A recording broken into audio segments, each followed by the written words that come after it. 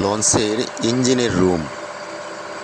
সারেন যখন calling bell টিপেন আর engine master একটি ছোট্ট রুমে বসে ইঞ্জিনকে নিয়ন্ত্রণ করেন।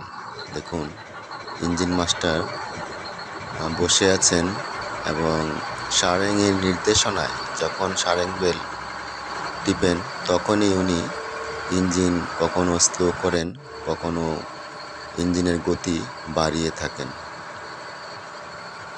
এক ধ্যানে মশগুল হয়ে থাকতে হয় এই ছোট্ট একটি রুমে।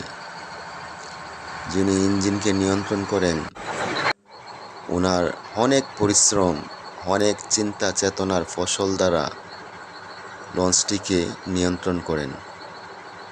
দেখুন প্রিয় বন্ধুরা, ইঞ্জিন মাস্টারের পরিশ্রম